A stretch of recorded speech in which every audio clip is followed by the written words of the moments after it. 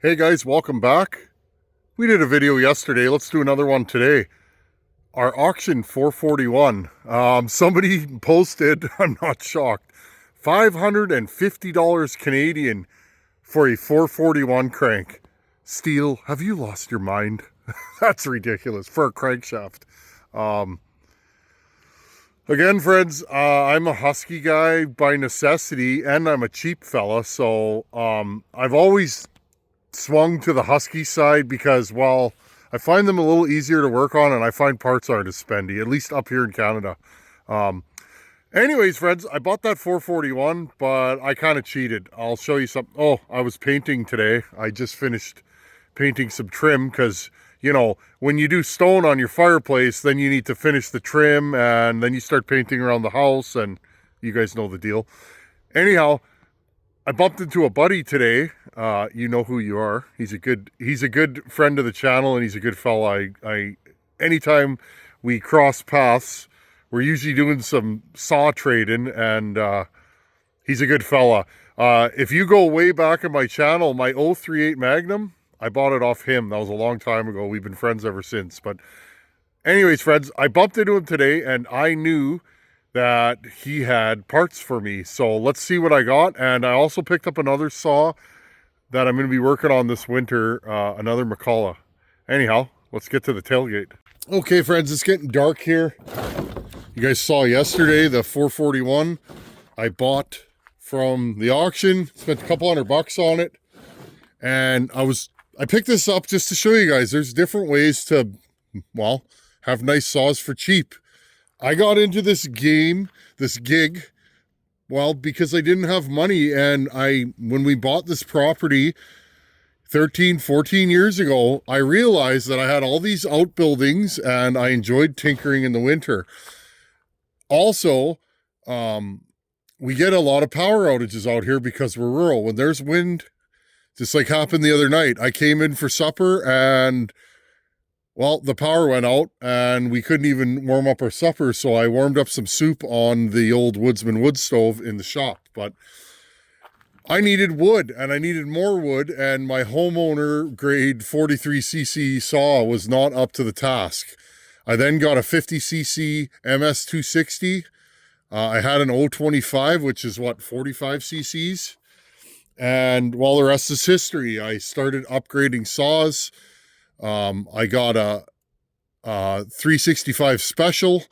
That was my first kind of pro saw, and the rest is history. And then, you know, 038, 044, 372s, you guys know the deal. So that's how I got into this. And as I said, this thing's in great shape. It's got more compression than I want to pull right now, but it needs a crankshaft. A lot of comments about I could fix this crank. I totally could, friends. I have a lathe, I have a welder, or I could make a sleeve. You could take this crank, put a rubber band through the rod, hang it up over so that when it's spinning around, the rod doesn't go flying. Okay. Put it in between two centers, or chuck the one end in my chuck. Put the other one in a live center. Turn it down so that it's perfectly straight, and then make a 1 thou undersized sleeve. Press it on there. Heat the sleeve up. Press it on. Good to go. Now, I could do that, friends, but my whole thing is, if you're going to all that work, these plastic bearings, bearing races, I find they only like to be heated up once and installed once. Also, gaskets.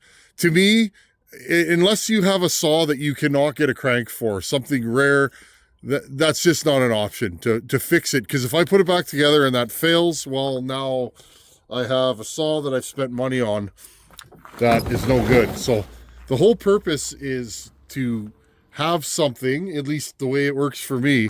Because, friends, I'm at the point in life I could just go buy a brand new saw if I really wanted to, and I have. I've bought the 572. Love that saw. But I don't get any more enjoyment out of that saw as I do from, say, a 266, like the one there.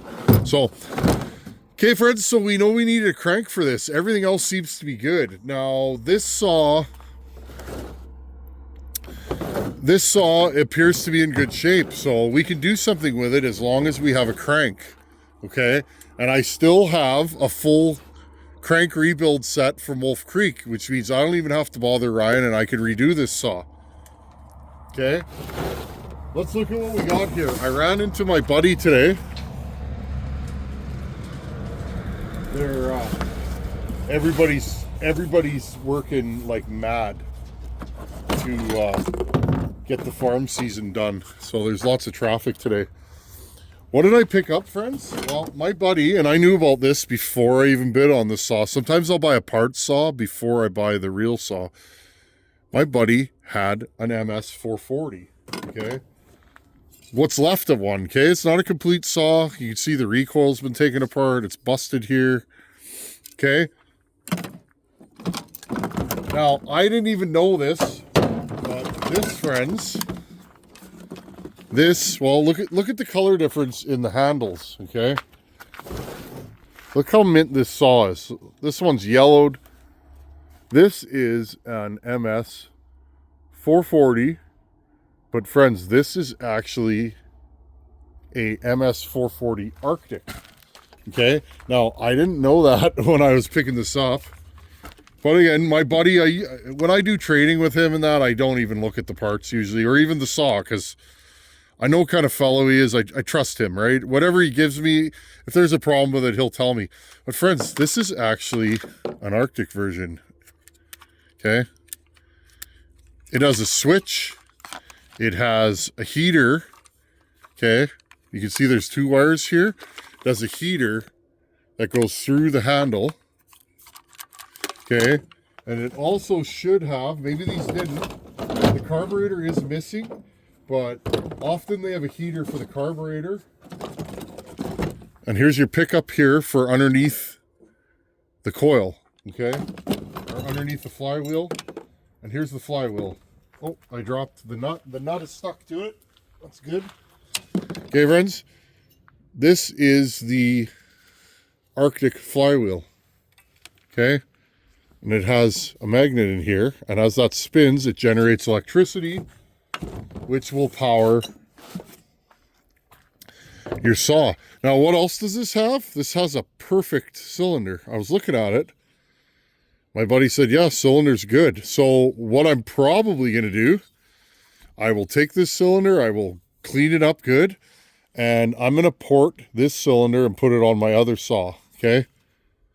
You can see there's some shine there, but those aren't, you can't feel it. Okay, so this is a perfect OEM cylinder that needs to be cleaned, but I'm going to use this on my other saw, the one I just built.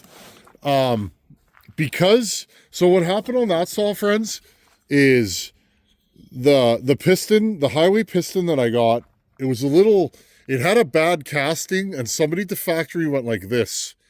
And it was fine stock, but when I lowered the cylinder, it actually started free porting. So what I would like to do is take this cylinder, okay? I'd like to do some machine work on it and hopefully have a cylinder that's not free porting. Okay, now, here's the most important part, friends. What do we got here? We have, look how dirty this saw was. We have a perfect crankshaft, okay?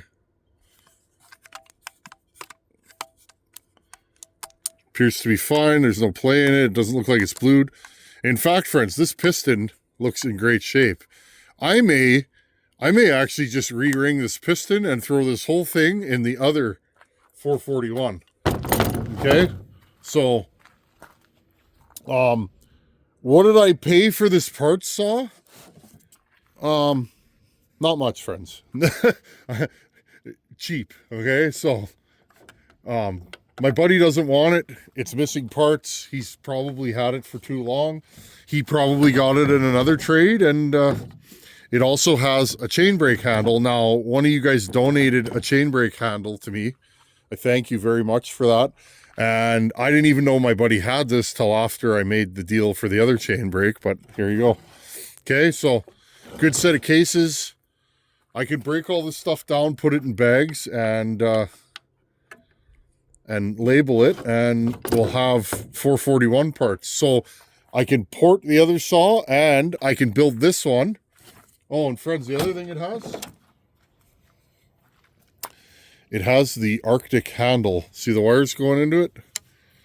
Okay, now if you're not Canadian or from a cold country, you've probably never seen one of these, but these are available in Canada with heated grips, so that when you're cutting in the winter, your hands don't have to freeze. It's one of the greatest things. My 044 is a 044 Arctic. I broke a wire on the heating element, so it's not working currently, but for years and years and years, I cut wood in the winter with that saw. Okay, friends, so my buddy pointed it out to me. I bought this other saw. He said the flywheel's no good, and I tend to agree with him. Okay, these are all busted fins, so for you Mac guys out there,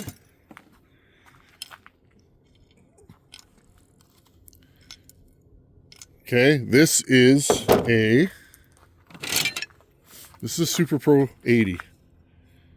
Okay, now I have a love-hate relationship with these Macs. Still got a recoil in one piece. It's missing this. I think I have one of these. One of you guys hooked me up years ago. I think I have a good recoil cover.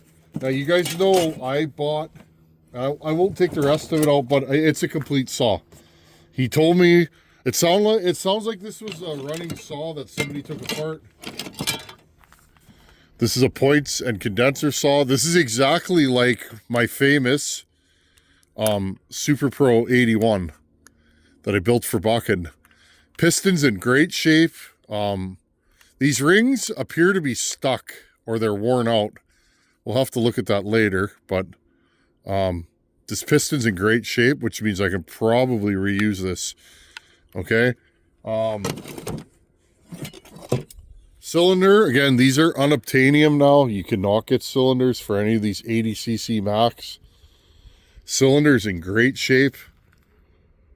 Now, friends, I don't know the ins and outs of these Macs. I know I port them, and I built that Pro Mac 850 for bucking. I was talking to him the other day about it, and he said that's the best one I've done. The Super Pro 70, friends, maybe I could get him to pull that saw out again. The Super Pro 70 I built him, it is an orangutan saw, but it does not idle. It's a finicky saw. And why? Well, I went too far on the intake. Look at the Mac intake. If you put a wheel on this saw, most Macs time, between 115 and 130 degrees of intake timing. Okay. That intake is very, very skinny. So, versus, well, there's the cylinder for this 441. Look how tall that is, okay? Well, let's just show you both of them. These are both 70cc. Actually, this is an 80cc McCulloch. Okay, can you see the difference? I hope you can see that, friends. The McCulloch intake is quite a bit shorter, okay? So, when I did that Super Pro 81, I actually made a mandrel, okay? I checked the squish. I made a mandrel. I held this in my lathe with a mandrel, and I cut the bottom off of this, okay? I lowered the cylinder. Now, you got to ask yourself, why would you do that? Well, I wanted to tighten the squish, and I also wanted to lower my exhaust roof so that I could get a little bit longer blowdown. Problems with that, well, you have to fit these bearings precisely, okay? And when you put this is a clamshell, friends. Those of you who have clamshells, oh, look at that, and it goes back together nice. Okay, this is a clamshell motor. It goes together like that. Macs are kind of cool. They are hard to work on. They're impossible to get parts for. Okay, Now, when you machine this down, you end up having a gap in here. So I literally, friends, because I don't have a mill, I literally spent a month, a little here and a little there. And what I actually did, friends, I didn't, when I machined this down, I ended up with a gap, okay? So when you put it back down, it looked like this, but there was a gap in there. And what I did, friends, by hand, I fitted the bearing pockets one side at a time until, with a feeler gauge, I had 1 to 2 thousandths between there, okay? That's my sealant. Okay, because what I found out, friends, and I had to put the saw together 3 or 4 times. What I figured out when you do that with these, it's a balancing act between fitting your bearing pockets and the base all together nicely. What happens is if you don't get it just right, when you turn this over, it will be tight and you will not be able to, you won't be able to spin the saw over, okay? A lot of work. I spent probably 6 weeks putting the cylinder on, taking it off, measuring, to do that Super Pro 70, because if this was too tight, okay, and I can't remember, I think I made strips of something and I put it in between here so that when I clamped it down without gluing it, I could mock it up so that there was enough of a gap in between the cylinder. And basically I hand lapped these bearing pockets until they didn't grab. Okay, this side of the cylinder, that is a sleeve and it has a roller bearing pressed into it. And what actually happens is when you clamp it down, if it puts enough tension on this sleeve, it will actually collapse it just enough to put tension on here, and then this bearing piles up. And when you spin the motor over, you can feel that there's something up with the bearing, okay? So, kind of nerdy chainsaw porter stuff, but this is what we do for that. To build, especially the vintage saws, friends, you got to be careful because you can't just get parts for them. Okay, so the Super Pro 70 rips, okay? And I didn't know, friends, that saw come out of Houston. My buddy Caleb sent it to me as a gift. He bought it locally and he said they ran it for like 10 minutes and then it seized because he's not a vintage saw guy. He's an arborist, right? Like he's not a mechanic. He does okay here and there, but you guys get what I'm saying. So he sent me that saw and said if you could do something with it. Well, I unstuck the rings and I sanded the piston and I put that saw back together and it still runs beautifully. But those Super Pro 70s are not the best running saw. In fact, I hear these Super Pro 80s are not the 850. They're not the Pro Mac 850. So, anyways, friends, I bought this saw because Buchan blew up the Pro Mac 850 that I built. And if you go back and remember, Iron Horse built one, Donnie Walker built one, and I built one. And this is the first time I've ever won, friends. It was like a big deal. These are two men that I look up to dearly. You know, the Iron Horse and Donnie Walker. Just two guys that have been doing this forever. Guys that have taught me a ton of stuff. My saw won the race that day, and I was pretty smitten with that. What an honor to be able to see my stuff go against those two. So, anyways, long story short, I built that saw as a test. I held back on it though, friends. There was more power in that saw, but I was scared. I didn't know what it was going to do. So Buchan was running that saw, and the idea was he was going to run that saw and then mail it back to me. And I was getting video like, almost daily. Tin Man, this thing's great. And then he went to go do a big bucking job. He had some, fairly good sized timber that that had been fallen that he needed to buck up. And that saw, friends, it was running nice and crisp. He had it dialed in, and what actually happened is it flaked plating at the bottom, it rolled up and it blew the saw up. Okay. There was a lot of scrutiny and questions about why that saw blew up, friends, those late model ProMac 850s had bad plating. That's what killed McCullough. I believe that. McCullough was a big name in the chainsaw industry. What killed them was the cheap plating, okay? And that saw failed because of bad plating. Okay, it rolled up at the bottom and it took the piston out.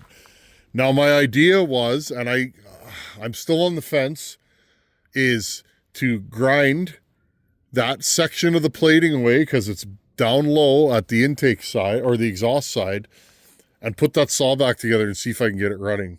But in the meantime, friends, I was looking for a vintage, 82cc Mac, which is what this is. Pretty sure this is 82 cc's. Something older than that I could play with and make go fast. And that was what, 2 years ago, maybe more, 3 years ago, friends, that saw blew up. I am literally just getting it back together. And honestly, friends, I think the whole saw's here. The only thing I can see missing, and this may be a problem, it may not, is I think I'm missing the coil. I think this is a complete saw kit minus the coil, unless it's here and I can't see it. But okay, friends, so, and I'm pretty sure if I look, I may have a coil for this saw. And if I don't, well, we'll have to figure something out. So there you guys go. This is where the saws come from. All of them. Almost every saw you see on this channel comes to me, whether it is donated or, some of them are donated. A lot of them I buy. Whether they are donated or bought, most of the saws that you see on this channel, I buy like this. Okay, I prefer when they're put together, but again, I know the guy that sold me these. He knows what parts are supposed to be there. So, okay, friends. So, anyways,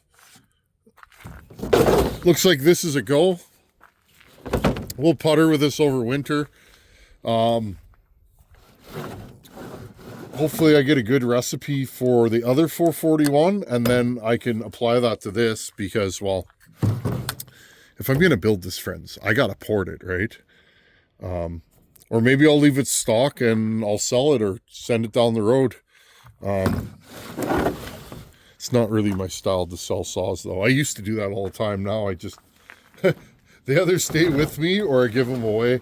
Also, I got a buddy, arborist. He's a big Stihl nut. He doesn't, he's not a like a guy that says Stihl's the best. That just seems to be what he runs. He's been looking for a 441, so maybe this will go to him and I'll make the other one a heated handle saw. But anyhow, friends, Thursday night on the tailgate. I'm sure I'll jump in again tomorrow. I am off tomorrow. I'm doing some truck work. I need to pull the injector lines, the rail, and the intake because I want to do that BD intake heater repair to this. I have no intake heater on this right now. This truck is throwing a code for intake heater performance. Now, that is one of two things. Number one, my relay is not working properly. It may be that. Or number two, I have a shorted out bolt. The killer bolt on these 6.7s, I have a shorted out bolt where the power wire goes to the intake heater. And what happens, those bolts short out and they get loose. And then the nut comes off and it falls into the cylinder and blows up number 6 cylinder. That is the number one problem with these 6.7 Cummins. I knew about that when I bought this truck. You see a lot of these trucks that the motor has half the miles of the truck, and that's because the motor was swapped, and that's because they changed the intake heater. So anyhow, friends, enough about that. Yeah, we're ready to rock and roll. We got parts, and we can throw this together, and hopefully down the line, I want to build another vintage McCullough because, well, I like doing the old saws. Anyhow, thanks for watching. Take her easy. See you tomorrow. Later.